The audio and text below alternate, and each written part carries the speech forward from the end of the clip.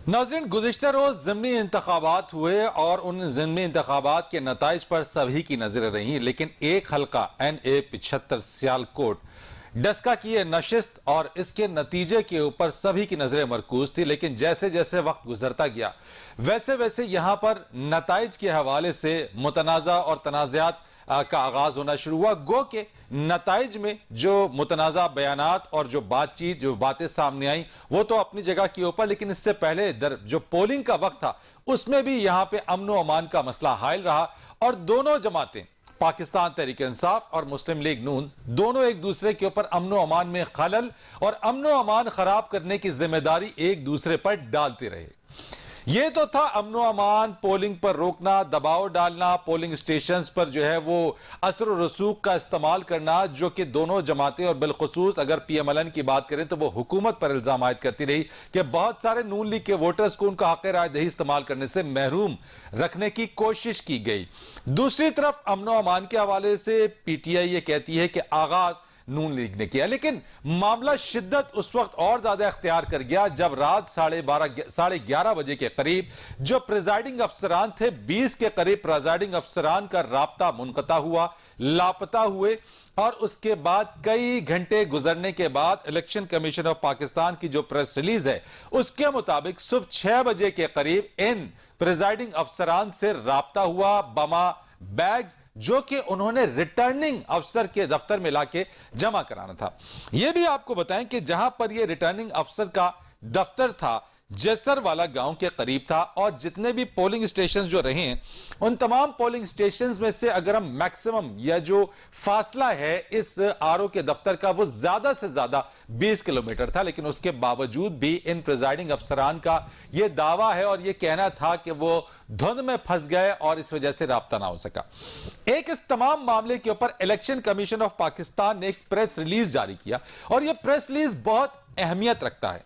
वो ये कि कहा जाता है कि हल्का NA-75 सियालकोट के नताइज गैर जरूरी ताखीर के साथ मौसूल हुए।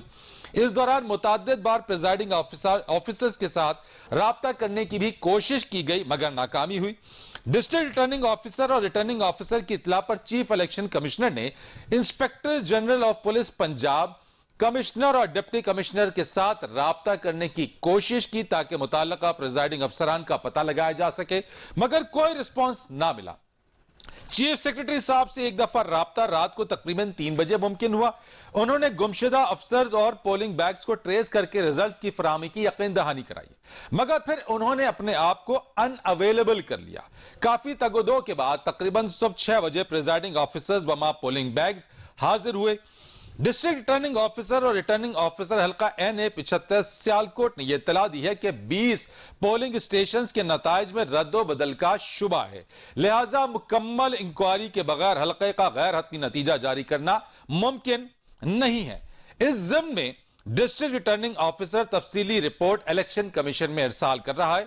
इलेक्शन कमीशन ने डिस्ट्रिक्ट रिटर्निंग ऑफिसर और रिटर्निंग ऑफिसर को NA-75 सियालकोट के गैर हतमी नतीजे के ऐलान से रोक दिया है और मुकम्मल इंक्वायरी और जिम्मेदारान के तयन के लिए उन्हें हिदायत जारी की गई हैं और सूबाई इलेक्शन कमिश्नर और ज्वाइंट सूबाई इलेक्शन कमिश्नर को डिस्ट्रिक्ट रिटर्निंग ऑफिसर और रिटर्निंग ऑफिसर के दफ्तर पहुंचने की हिदायत की है ताकि मामलात की तह तक पहुंचा जा सके और रिकॉर्ड को मुकम्मल तौर पर महफूज कर लिया जाए। यह मामला बहुत काबिल गौर और काबिल जिक्र, ये आखिरी की लाइन है इलेक्शन कमीशन की प्रेस रिलीज में कि यह मामला इंतजामिया और कानून नाफिज करने वाले इदारों की कमजोरी लगती है। नाज़रीन, बहुत सारे सवालात हैं इसके अंदर कि ये प्रिजाइडिंग ऑफिसर्स कहां गए, किधर गए, क्या वाकई धुंध में थे, फंस गए थे, और अगर ये फंस गए थे तो ये एक साथ कैसे फंस गए, बाकी पोलिंग स्टेशंस के प्रिजाइडिंग ऑफिसर्स को धुंध का सामना क्यों ना हो सका, मोबाइल फोन इनके बंद क्यों हो गए, ये अनअवेलेबल क्यों हो गए, जो चीफ सेक्रेटरी हैं वो एक बार राब्ता होने के बाद दोबारा अनअवेलेबल क्यों हो गए, उनसे राब्ता मुमकिन क्यों नहीं हो सका। और इस सारी सूरत हाल के अंदर आज हुकूमती वुज़रा और मुशीरान जो हैं इस जो NA-75 सियालकोट की नशिस्त है वहां पर अपने उम्मीदवार की कामयाबी के दावे कर रहे हैं और दूसरी तरफ वजीर science and technology Fawad Chaudhry ने भी अपना ट्वीट किया है और वो कहते हैं कि अली असजद मलिक को डस्का का मार्का सर करने की मुबारक, इलेक्शन कमीशन फौरी तौर पर नतीजे का ऐलान करे, पीटीआई के कारकुनान के सब्र को ना आजमाया जाए, एहतराम कानून का होगा, नून का नहीं। ऐसा तो नहीं कि कहीं ये ट्वीट जो है इलेक्शन कमीशन जिस नतीजे को रोक रही है और उसकी मुकम्मल तहकीकात के बाद उसको नतीजा उसका जारी किया जाएगा, क्या वजीर science and technology Fawad Chaudhry का यह ट्वीट इलेक्शन कमीशन पर दबाव के मुतरादिफ तो नहीं है? ये वो तमाम सवालात जो कि आज हम उठाएंगे अपने प्रोग्राम के अंदर और ये जानने की कोशिश करेंगे कि ये ज़मीनी इंतखाब का ये हाल है। इससे पहले जनरल इलेक्शंस में आरटीएस बैठने का वाकया हुआ और इस बार इस इंतखाब के अंदर जो प्रिजाइडिंग अफसरान थे वो गायब हुए या धुंध का उन्होंने दावा किया कि धुंध की वजह से नहीं आ सके। इंतखाबात में इस तरह के मामलात या इंतखाबी अमल की शफाफियत मुमकिन कैसे होगी और किस तरीके से आइंदा आने वाले बरसों के अंदर इंतखाबात पर आवाम का एतमाद बरकरार रह सकेगा, इस सब पर आज बात करेंगे एक कमर्शियल ब्रेक के बाद।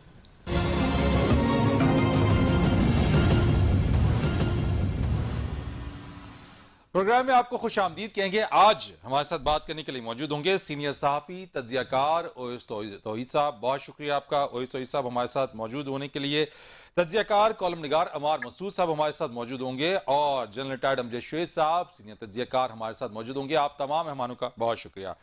अमार मसूद साहब, आपसे मैं आगाज करता हूं। ये NA-75 काफी ज्यादा लाइमलाइट में आ गया। पहले तो अमन अमान की सूरत हाल और फिर रिजल्ट्स में ताकीर, बाद अज़ा इलेक्शन कमीशन की प्रेस रिलीज और फिर दोनों जमातों पीटीआई और पीएमएलएन की जानिब से जो एक दूसरे पर इल्जामात। ये मुझे बताइएगा जरा सा कि जिम्मेदार कौन, और फिर एक बार फिर नताइज मुतनाज़ा बन गए। गो कि हुकूमत ने तो कामयाबी का ऐलान कर दिया। ये कामयाबी का ऐलान दोनों तरफ से हो गया हुआ है। मुस्लिम लीग नून ने भी कामयाबी का ऐलान कर दिया, उन्होंने तो रात को ही कर दिया था और हुकूमत ने भी ऐलान कर दिया है। लेकिन इसमें बाकी सारी बातें तो हमारे यहाँ अक्सर होती रहती हैं। जो इलेक्शन कमीशन का प्रेस रिलीज आई है ना, वो बहुत बड़ा वाकया है। इसलिए कि देखिए, हमने देखा कि इलेक्शन में वोट चोरी होते हैं, बैलेट बॉक्स चोरी हो जाते हैं, पोलिंग स्टेशन चोरी हो जाते हैं, पोलिंग का अमला ही चोरी हो गया और 22-23 पोलिंग स्टेशन से नहीं, वो तो दो धुंध में फंस गए थे ना। वो कह रहे धुंध में फंस गए थे, चोरी कैसे? अच्छा, वो धुंध थी या धांधली थी, इसके बारे में अभी जाहिर है वक्त बताएगा। लेकिन ये कैसी धुंध थी कि जो लोग 40 किलोमीटर से दूर से आ रहे हैं वो पहुंच गए हैं, जो 20 किलोमीटर दूर 20 किलोमीटर मैक्सिमम फासला वैसे 20 किलोमीटर का था। अच्छा, फिर उसके बाद इंटरेस्टिंगली ये कमाल है कि धुंध की वजह से सबके मोबाइल बंद हो गए। इलेक्शन कमीशन ढूंढता रहा उनको, चीफ सेक्रेटरी को फोन किया और कोई शख्स दस्तयाब नहीं हो रहा। तो ये ज्यादा धुंध में हो सकता है ना, क्या हो सकता है कि ज्यादा धुंध की वजह से बंद हो गए हो सकता है, मार्जिन तो दिया जा सकता है। मेरे ख्याल में जो सवाल आपने पूछा है उसका जवाब आपको बहुत अच्छी तरह मालूम है, तो इसलिए आप मुझे बात भी नहीं करने दे रहे। तो बुनियादी बात यह है कि ये इतना ब्लेटेंट किस्म का जुल्म किया गया है, इतनी सामने की धांधली की गई है और जाहिर है सरकारी मशीनरी किसके पास थी, सरकारी अफसरान किसके अंडर थे। 2-3 तरह की कार्रवाइयां हुई हैं कल। देखिए, एक तो आपने देखा कि पोलिंग स्लो कराई गई है। जो हमारे कुछ रिपोर्टर हैं डस्का में, वो बताते हैं कि 15 से 20 हजार लोगों का वोट नहीं डलने दिया गया और हर दफा एक नई टेक्नोलॉजी नहीं। लेकिन अम्मार साहब, ये तो हर बार होता है ना, जब भी पाकिस्तान में इंतखाबी अमल होता है, जीतने वाला हमेशा शफाफियत की बात करता है और जिसको शिकस्त होती है वो हमेशा धांधली की बात करता है। यानी जहां से जीत गए तो वो शफाफ है, जहां से हार गए तो धांधली हो गई। भाई बात ये है, यहाँ पे तो दोनों फतह के दावे कर रहे हैं ना। जो असल में ना, जो मोबाइल फोन ने बड़ी सहूलत कर दी है। अब हमारे पास सॉलिड डॉक्यूमेंट्री एविडेंस अवेलेबल होता है।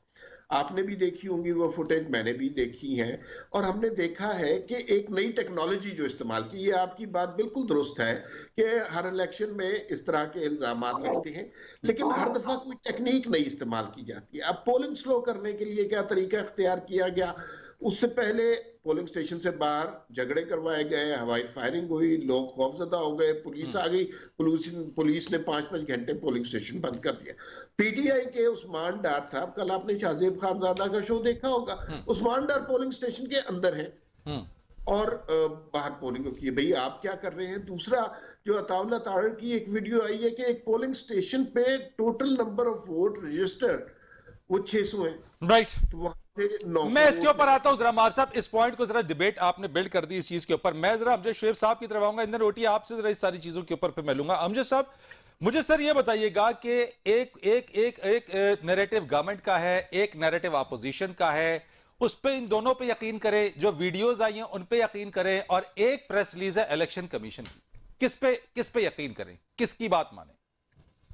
देखिए, बिल्कुल आपकी बात दुरुस्त है। वीडियोस तो दोनों तरफ की मौजूद हैं, एक दूसरे पे एलिगेशन भी दोनों तरफ से हैं, और वीडियोस में वो दिखा भी रहे हैं दोनों तरफ की करतूत। मेरा ख्याल है कि जो इलेक्शन कमीशन की प्रेस रिलीज है वो ज्यादा अलार्मिंग है, और उसी पे क्योंकि अल्टीमेटली तहकीक भी उन्होंने करनी, उसमें धुंध वगैरह का किस्सा अपनी जगह पे, लेकिन लाजमन जो मशकूक चीज है वो है टेलीफोनों का बंद होना।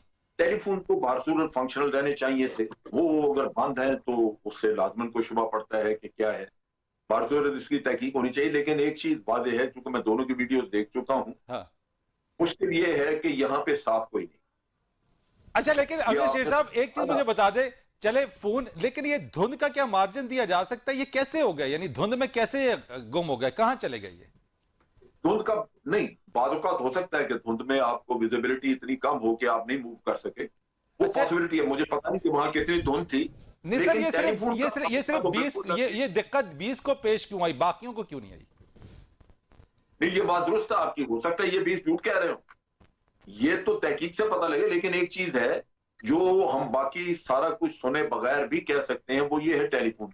एक आदमी का टेलीफोन खराब हो सकता है, एक का ठीक है, उसकी बैटरी बस हो गई, ये वो कोई हो सकता, लेकिन सबका टेलीफोन बंद हो जाना वो बड़ा मशकूक सा काम है। वो नेचुरली उस पर आपको शुबा पड़ता है। धुंध वाली बात में मतलब वो भी तहकीक से चेक वो कर सकते हैं आप, उसको भी स्टैब्लिश। लेकिन मैंने धुंध का देखा हुआ है कि मैं बाज़-औक़ात खुद भी ऐसी जगह पे फंसा, जब मैं मूव नहीं कर सका तो मैं रुक गया, यानी मशकूक हो गया, इंतखाबी अमल मशकूक हो गया, वो है। लेकिन ये मशकूक है, और ये टेलीफोन बंद होने से ज्यादा मशकूक किया है। अब ये है कि और ये भी बात दुरुस्त है कि जिसकी हुकूमत या जिसके नीचे होती है पुलिस वगैरह, लॉ एनफोर्समेंट के लोग होते हैं, उसकी पॉसिबिलिटी ज्यादा होती है कि वो कुछ ना कुछ उनको इन्फ्लुएंस कर सकता है, ज्यादा कर सकता है। लेकिन फिर भी दूसरी तरफ से भी कोई ना कोई, ये किसी भी जगह ये नहीं हुआ कि धांधली लोगों ने नहीं की। ठीक, कुछ ना कुछ दांव लगाने की कोशिश लोग करते हैं, और यही हमारा अलमिया है। बाकी आप देख लीजिए कि मतलब ये क्योंकि जनरल इलेक्शन नहीं थे, थोड़े पैमाने पे होते हैं, तो उनको कंट्रोल करना इतना मुश्किल नहीं होता। चले मैं आपकी इसी बात को जरा आगे लेके आता हूं। मैं ओटी, जरा मुझे बताइएगा कि ये आपने बातें सुनी, आप भी देख रहे हैं, धुंध भी है, चले फोन भी बंद हो गए हैं, अभी तक तो ये पता लगाना वैसे बड़ा जरूरी है कि ये कहां थे, ये 4-6 बजे का 11:30 बजे से लेकर सुबह 6 बजे तक ये थे कहां पे, कौन सी धुंध थी जिसमें फंस गए, फोन भी बंद हो गए। और मरियम नवाज ये कहती हैं कि जहां पर ये मुतनाज़ा पोलिंग स्टेशंस के जो रिजल्ट्स हैं वहां पे टर्नआउट 80% से ज्यादा हो गया, जबकि मजमूई जो टर्नआउट बाकी जो पोलिंग स्टेशंस का वो 30-35% रहा है। तो मुझे बताइएगा जरा सा कि क्या ये प्रिजाइडिंग अफसरान के इस तरह का वाकया माजी में भी कभी हुआ है, या ये पहला है अपनी नौयत का? नहीं, देखिए, जो हमारे होश में जो जितने भी इलेक्शंस हुए हैं 1977 से हम देख रहे हैं, हम बचे थे उस जमाने में, कोई ऐसा इलेक्शन नहीं है जिसके अंदर रिगिंग के इल्जामात न लगे हो, जिसमें रिगिंग ना हुई हो, जिसमें ठप्पे ना लगे हो। चाहे वो पीपल्स पार्टी हो, चाहे वो PMLN हो, चाहे वो PTI हो, चाहे वो MKM हो, जिसका मौका लगा ज्यादा किया, किसी ने कम किया। ये तो धुंध चढ़ी हुई है, और धुंध की चादर ने जिसको ढांपा हुआ है वो हमारे इलेक्शन के निजाम पर और इस पूरी इलेक्शनिंग का जो पूरा सिस्टम है उस पे ये धुंध की चादर चढ़ी हुई है, जिसमें कोई सुझाई नहीं देता, जिसमें हम जैसे आप जैसे पढ़े लिखे लोग जो है वो इनके ही इल्जामात दर इल्जामात में गुम हो जाते हैं। देखिए, ये तो बात 100% है कि ये मशकूक इलेक्शंस हैं। NA-75 के इनका गायब हो जाना 6-8 घंटे के लिए ये भी बिल्कुल मशकूक है, और अगर यहाँ पे इलेक्शन होना है तो सिर्फ 20 के अंदर नहीं, ये बिल्कुल सही मुतालबा है कि पूरा इलेक्शन दोबारा होना चाहिए। देखिए, जो कितना स्टेक्स लगे हुए थे पार्टीज के, आप अंदाजा लगाइए फरीद, के एक तरफ से राना सनाउल्लाह मौजूद है फैसलाबाद के, दूसरी तरफ से उस्मान डार साहब सियालकोट के हैं, वो वहां पे मौजूद हैं और सारे लोग मौजूद हैं, सबकी लीडरशिप की नजरें लगी हुई हैं। तो अंदाजा लगाइए कि ये बाई इलेक्शन जो है वो इनके ईगो और इस सारे इल्जामात दर इल्जामात में क्या उन दो अशखास जिनकी जाने गई हैं, जिन फायरिंग के तहत जिन दरिंदों ने भी जो भी दहशतगर्दी की है, उनकी बात कितनी हुई और हम रिगिंग की बात कितनी कर रहे हैं। अच्छा वो ओटी, दो जो ओटी activist इल्जामात तो workers अपनी थे, जगह पर हैं, लेकिन क्या ये जो मेरा पॉइंट है, मैं बार बार उस सवाल पे आ जाता हूं क्योंकि इसका जवाब मिलना बड़ा जरूरी है कि प्रिजाइडिंग ऑफिसर जो रात 11:30 से लेके और जो प्रेस रिलीज जारी हुई इलेक्शन कमीशन की कि सुबह 6 बजे ये बरामद हुए बमा बैग्स और ये इतलात हैं कि ये पुलिस की गाड़ियों में आए हैं, तो क्या ये खोज लगाना मुश्किल है कि ये इतने टाइम बिल्कुल नहीं, ये थे कहां पे? बिल्कुल बिल्कुल बिल्कुल नहीं फरीद, और इसके ऊपर बहुत सवालिया निशान है और ये मेरे और आपकी समझ में आने वाली बात है, जनरल साहब की समझ में आने वाली बात है कि ये कैसे गायब हो गए और ये गायब हुए हैं या धुंध की वजह से कहीं खो गए, ऐसा नहीं हो सकता।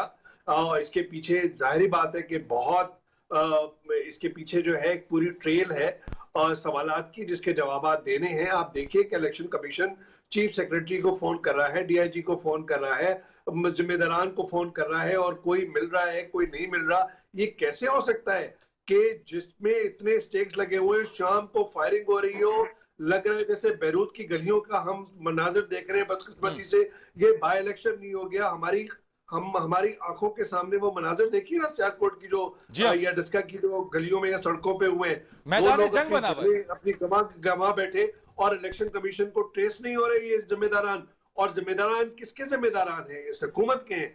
नून लीग ने माजी में की होगी रिगिंग, जो भी की होगी, पाकिस्तान पीपल्स पार्टी ने की होगी, लेकिन इखलाकी जिम्मेदारी इस वक्त तहरीक इंसाफ की हुकूमत की है, सूबाई हुकूमत भी उनकी है, इंतजामिया भी उनकी है, और अगर नून लीग की तरफ से कोई हुआ है उनको गिरफ्तार करें। लेकिन मेरा फिर वही सवाल कि जो दो एक्टिविस्ट इस इंतखाबी जुनूनी मुहिम के में जिनकी जाने खोई है, उसका एहतसाब कौन देगा? उसका कौन उनके जो जिम्मेदारान हैं उनको कटहरे में कौन लाएगा? और क्या ये दोनों पार्टीज की लीडरशिप क्या जिम्मेदार नहीं है? एक बड़ा सवालिया निशान है। बिल्कुल, ये बहुत बड़ा क्वेश्चन है आपका। Definitely it's one of the big question. मैं इसी चीज को थोड़ा सा आगे और लेके जाता। अमार साहब, आपने बात सुनी ओटी साहब की भी, जल साहब की भी बात सुनी, वो कहते हैं कि ये चीज मशकूक है। वैसे मैं फिर दोबारा आपसे पूछता हूं, वैसे ये कहां गायब होके यानी कहां गए होंगे? वैसे देखिए, बात ये है कि अब ये सिर्फ धांधली का मुकदमा नहीं रहा।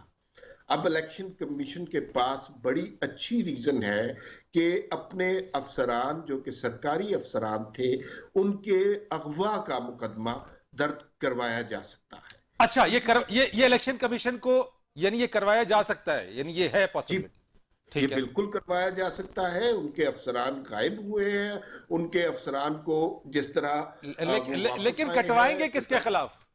रिजल्ट में भाई देखिए, बुनियादी तौर पे तो ये कसूर हुकूमत का बनता है ना, जिम्मेदार तो हुकूमत ही थी। इलेक्शन की सारी मशीनरी हुकूमत वहां पे चला रही थी, तो हुकूमत के खिलाफ ये कार्रवाई होनी चाहिए और हुकूमत को इसका जवाब भी देना चाहिए। किस तरह ये हो सकता है कि आप सरकारी अफसरान गायब कर लें?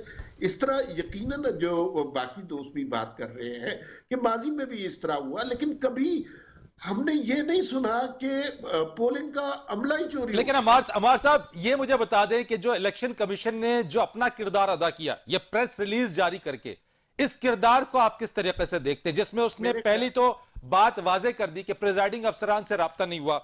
उन्होंने कहा जी कि चीफ सेक्रेटरी साहब से एक दफा राब्ता हुआ, उसके बाद वो अनअवेलेबल हो गए। उसके बाद वो तमाम तर इंक्वायरीज की बात करते हुए आखिर में उन्होंने कहा है कि यह मामला इंतजामिया और कानून नाफिज करने वाले इदारों की कमजोरी लगती है। जाहिर है जो लोग वहां पे ये सारे इंतजाम और इंसराम सौंपा हुआ था जिन लोगों को, उन्हीं की जिम्मेदारी लगती है। वीडियोस भी आप देख लीजिए कि कभी पुलिस उन्हें बाजियाब करा रही है, कभी रेंजर की गाड़ी में वो जा रहे हैं। ये सब कुछ सबके सामने हो रहा है ना। मोबाइल फोन ने अब वो माजी वाले इबाम खत्म कर दिया, तो ये चीजें क्लियर होती जा रही हैं। और इलेक्शन कमीशन ने जो काम किया, देखिए सियाक और सबाक को समझना चाहिए। बुनियादी तौर पर तो जो इलेक्शन कमीशन ने काम किया वो उनकी जिम्मेदारी थी, करना ही चाहिए। लेकिन इस वक्त जो मुल्की माहौल है और जिस तरह के फाशिस्ट किस्म की हुकूमत है हम पे, उसमें हमने देखा कि बहुत सारे इदारे जो हैं वो अपनी तज़हीक पर, तौहीन पर खामोश है। नहीं, बहैसियत इलेक्शन तो- कमीशन, तो- बहैसियत इलेक्शन कमीशन ने अपना किरदार दुरुस्त अदा किया। मैं आपसे पॉइंट लेना चाहता हूं। बिल्कुल दुरुस्त अदा किया। देखिए, हमारे पास दो वाकयात हैं। ठीक। एक कराची में आईजी को अगवा कर लिया था पुलिस के। मैं आपकी तरफ आता हूं अमर साहब, अगर मुझे कतई कलामी की मैं माजरत चाहता हूं, मैं जरा जल्द साहब को भी इंक्लूड कर लूं। मैं आपसे सेकंड राउंड के अंदर जब आऊंगा तो उस पर बात करेंगे। जल्द साहब, ये मुझे बता दीजिए कि अगर यही वो मामलात हैं, कभी आरटीएस पर सवालिया निशान होता है, कभी प्रिजाइडिंग अफसरान धुंध में गुम हो जाते हैं, फोन बंद हो जाते हैं, तो मुझे फिर बताइए कि इंतजामिया और कानून नाफिज करने वाले जो लोग हैं, जो इदारे हैं, जिनकी कमजोरी की तरफ निशानदेही की गई है, ये इसका जिम्मेदार कौन है? देखिए फ्रीद, पहले तो मैं एक बात कह दूं जो अमार ने भी कही, आईजी अगवा नहीं हुआ था और जो इंक्वायरी हुई उस पर उसके दस्तखत हैं जिसमें ये मौजूद है कि वो अगवा नहीं हुआ। लिहाजा और उसकी अपनी ये वीडियो भी मौजूद है।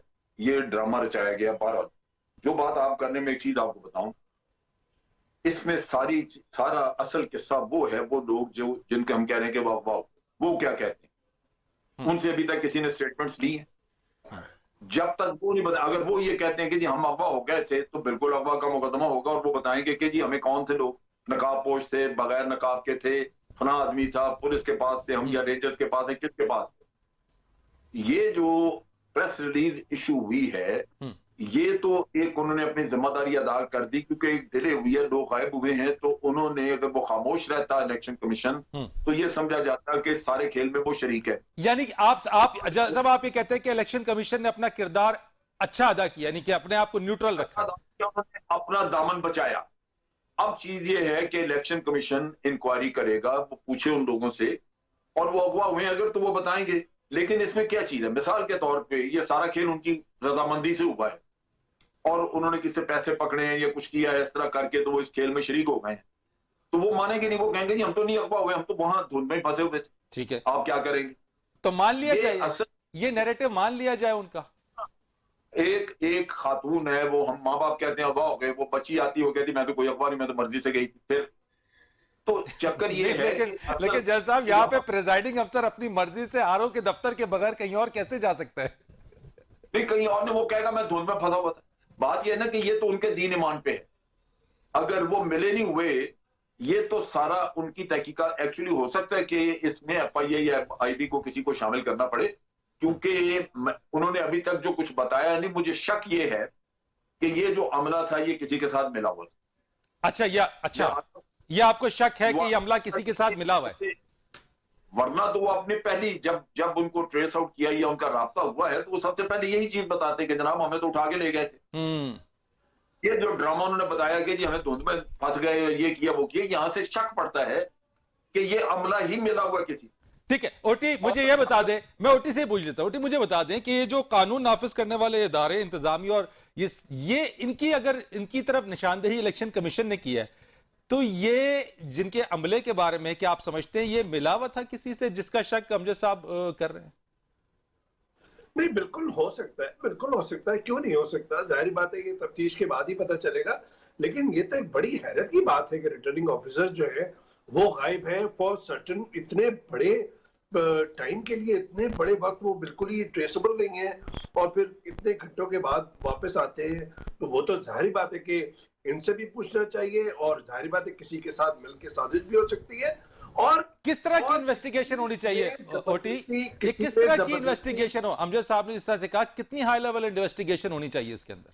देखिए, इसके ऊपर तो बिल्कुल होनी चाहिए। मैं ये एक रिगिंग के मसले पर, और उसके साथ आप टैग तो करें ना कि दो जो अशखास की जाने गई है, वो भी उनकी भी तहकीकात होनी चाहिए। और आइंदा के लिए ज़ाब्ता इखलाक बनना चाहिए कि ऐसे जो सेंसिटिव इलाके हैं जिसके अंदर झगड़ा है, फसाद हो सकता है, उसके अंदर राना सनलाल्लाह दोबारा नहीं जाएंगे, उसके अंदर उस्मान डार साहब नहीं जाएंगे, उसके अंदर तारड़ साहब नहीं जाएंगे। जो इस जगह पे लीडरशिप में मौजूद था वो दोबारा वहां पे नहीं आए, कसूर हो या ना हो, लेकिन एक ज़ाब्ता इखलाक तो बने। लेकिन ये कैसे हो सकता है कि जब आपको पता है कि एक सेंसिटिव जगह है और उनकी जो टॉप लीडरशिप है उसके भी इंतखाबी जलसे वगैरह मुहिम जो है, जो इंसाइट करते हैं उसको भी खत्म करे। ये कोई तरीका है ये ज़मीनी इंतखाबात का? ये कोई हैवानों का इलेक्शन हो रहा है कि जी किसी एनिमल फार्म के अंदर से कोई इलेक्ट हो रहा है? ये जबान, ये एक दूसरे के ऊपर इल्जाम तराशियां, आप अंदाजा लगाइए फिर लोग जमहूरियत के निजाम पर, पार्लिमानी निजाम पे जब सवाल उठाते हैं तो फिर उनको जवाब कैसे दे सकते हैं हम कि नहीं जी हम जमहूर पसंद हैं। और दूसरी बात जो फरीद सबसे बड़ी बात है, अगर इसको आप जस्का के इलेक्शन को जरा सा पीछे रखें, जायद प्रोग्राम के अंदर और भी ये मौजूद आप करेंगे, मुझे ये लगता है कि ज़मीनी इंतखाबात जो है एक बड़ा धचका है इस वक्त तहरीक इंसाफ की हुकूमत के लिए। और बिलखुसूस मुझे उस सीट के अंदर as a student of politics बहुत इंटरेस्ट है कि जो नौशेरा के अंदर आ रहे हैं, जिसके अंदर इनके काका खेल साहब, जमशेद काका खेल साहब, कोरोना की वजह से उनकी जान चली गई थी, उनके साहबजादे इनके नुमाइंदे थे। वहां पे अंदरूनी खलफशार हो इनका या कुछ भी हो, इनके बयानिए को सख्त धचका पहुंचा कि उनके परवेज खटक ने जो है वो अपने बेटे के लिए पहले टिकट मांगना चाहा। परवेज खटक तही जो कुछ दिन पहले कह रहे थे कि मैं जिसको चाहूंगा पे चला जाए। अंदरूनी इख्तलाफात हैं इनके, यानी अंदरूनी इख्तलाफात की तौर पर एक कमर्शियल ब्रेक लेनी है होती, मुझे ब्रेक लेते हैं, अपने मेहमानों के साथ इसी मौजू के ऊपर मजीद जो है वो बात करेंगे। हमारे साथ रहिए।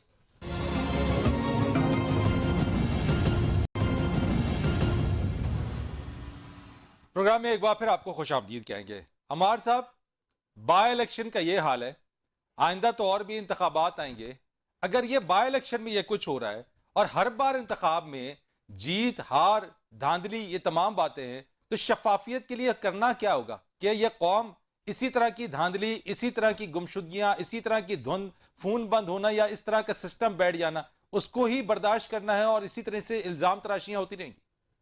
अच्छा, पहले मैं थोड़ा सा बात आपकी इजाज़त से देना चाहता हूँ। जनरल अमजद शुएब साहब ने एक बात की थी और मेरा नाम लेके कही थी, तो मुझे उसका जवाब देना है। उन्होंने कहा कि आईजी साहब अगवा नहीं हुए थे, तो ये बड़ी हैरानकुन मेरे लिए स्टेटमेंट थी, इसलिए कि हमने तमाम चैनलों पे देखा किस तरह उन्हें उठाया गया, किस तरह उनसे स्टेटमेंट ली गई, किस तरह उनसे वारंट इशू करवाए गए, किस तरह फिर पूरी सिंध पुलिस ने किस तरह उसमें प्रोटेस्ट किया, सारी सिंध पुलिस ने अपने इस्तीफे मौजू किसी और तरफ वैसे निकल जाएगा। इस तरह जनरल बाजवा ने फोन करके फिर उस मामले को सेटल, मौजू किसी और तरफ वैसे हमारे साहब निकल जाएगा। अच्छा, कोई उसकी एक बात आपने बात की है, अब मुझे उसके बारे में जल्द से मुझे बात करने देना। अच्छा, जो आप कह रहे हैं कि इंतखाबी अमल जो है उसको किस तरह शफाफ बनाया जाए, शॉर्ट कमेंट दीजिएगा सर। हम वोट की इज्जत को यकीनी बना सकते हैं। देखिए, ये जो ज़िमनी इलेक्शन में हुआ ना, ये एक लिहाज से सिवाय वो जो बदकिस्मत दो नौजवान हलाक हुए हैं, उसके अलावा इसमें बहुत सारी खूबियां भी हैं। तकरीब में तामीर का पहलू हमेशा मौजूद होता है। हमने पहली दफा देखा कि जो वोटर है वो वोट दे के समझते थे कि उनकी जमहूरी आईनी जिम्मेदारी पूरी हो गई है, लेकिन ये काफी नहीं है इस मुल्क में। इस मुल्क में अगर आप वोट दे दें तो फिर आपको अपने वोट की हिफाजत भी करनी पड़ती है, उसको चोरी से बचाना भी चाहता है। ये शऊर लोगों में आना चाहिए। कल जिस तरह जो सेकंड ईयर की लीडरशिप थी, नहीं, मैं वोट देने जाऊं और फिर मैं वोट के लिए अपना पहरा भी खुद ही दूं, जी ये बहुत जरूरी हो गया है। इसलिए कि जो आप बता रहे हैं माजी में जो हमारा हाल रहा है वो इस वजह से कि लोगों ने वोट दिए और समझा कि उनकी जिम्मेदारी पूरी हो गई है। मैं आगे बढ़ता हूं। हमारे साहब टाइम चूंकि शॉर्ट है, शॉर्ट कमेंट ले लेता हूं। जनरल साहब, वोट देने के बाद अब मुझे वोट पे पहरा भी मुझे ही देना पड़ेगा क्या? नहीं, वो पॉसिबल नहीं है। ये पहरा दिया ही नहीं जा सकता। अगर आप ये समझे कि मैंने वोट दे दिया, अब जिसको मैंने दिया वही जीतना चाहिए, और अगर वो हारता नजर आ रहा है तो आप पहरेदार बन के डंडा लेके चढ़ जाएं, ये नहीं हो सकता। ये तो काउंटिंग जो होगी वहां पे वही बताएगी कि क्या हुआ है। आगे वो काउंटिंग में कोई खराबी करता है या उसमें कोई बेईमानी, वो अलग बात है। वहां पे अपना कोई सिस्टम इनको, यानी नेचुरली इन्होंने काउंटिंग में अपने जनरल साहब, यानी अगर कोई धुंध में गुम जाए तो उसे गुम होने देना चाहिए, यानी चला जाए वो भले। नहीं, अब धुंध वाला कैसा मशकूक है, लेकिन मैं इसलिए कह रहा हूं कि ये बंदे मिले हुए क्योंकि इन लोगों ने धुंध का इन्होंने बताया, किसी और ने तो नहीं बताया। अगर प्रिजाइडिंग ऑफिसर खुद कहता है कि मैं धुंध में गायब हो गया, तो या वो धुंध में वाकई गायब था या वो मिला हुआ दूसरी साइड से किसी से कि वो ये कह रहा है, वरना तो वो बताए कि मुझे फलां बंदा ले गया था। ठीक है। वो बता नहीं रहा और बाकी दुनिया सारी कह रही है जी अगवा हो गए।